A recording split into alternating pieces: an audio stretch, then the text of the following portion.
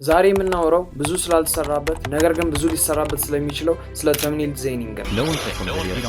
The point of the thumbnail is to quickly journey from the thumbnail to even with high quality images are crucial. Add some input. I make sure you want to know what comes next. It's making sense. We need to make better thumbnails.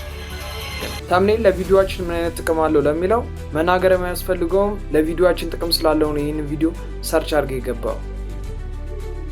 ተምኔላችሁን ስትሰሩ ምስላችሁን የምታስቀምጡበት ሁኔታ ወሳኝ ነው። የምታስቀምጡት መሃል ላይ ሊሆን ይችላል፣ ዳር ሊሆን ይችላል። ነገር ግን ቪዲዮአችሁን ሰዎች ሞር እንዲነኩት ከፈለጋችሁ የመስቀለኛው ፓርት ላይ ማስቀመጣችሁን እንዳትረሱ።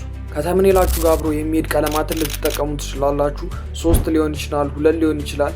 ፎንት ይሄ ወሳኝ ነው፣ መጠቀም ይኖርባችኋል። እንደውም ግዴታ ነው። ተምኔሉ አስጨናቂ መሆን አለበት። ትላልቅ ቁጥሮችን መጠቀም ይኖርባችኋል። ጥያቄያዊ የሆነ ቴክስቶችን ማስገባት ይኖርባችኋል። ብራንዲንግ ሁሌ በምትሰሩት ተምኔል ላይ ከለር ሊሆን ይችላል፣ ፎንት ሊሆን ይችላል፣ ኢሜጅ ሊሆን ይችላል። ተመሳሳይ የሆነና የእናንተን ቻናል የሚገልጽ ነገርን ሁሌ መጠቀም ይኖርባችኋል። ቃላት አመራረጥ ላይ ጥሩ ልትሆኑ ይገባል። እስቲ ይሄንን ተምኔል ተመልከቱ። እናንተ መጠቀም ያለባችሁ አጭር እና ደግሞ ሙሉ ሀሳብን ሊያስተላልፍ የሚችል ቃላትን ብትጠቀሙ ጥሩ ነው። ሰዎች ከሌሎች ተምኔሎች እናንተን ሊያዩት ወይም ሊነኩት የሚችሉት ግሎ ኢፌክትን ስትጠቀሙ ነው። ተምኔላችሁን ስትሰሩ የቪዲዮአችሁን ሪዛልት ተምኔሉ ላይ ተጠቅማችሁ ነገር ግን ብለር ማድረግ ይኖርባችኋል። እነዚህ ነገሮች የምትጠቀሙ ከሆነ እመኑኝ ምርጥ ተምኔል ይወጣዋል።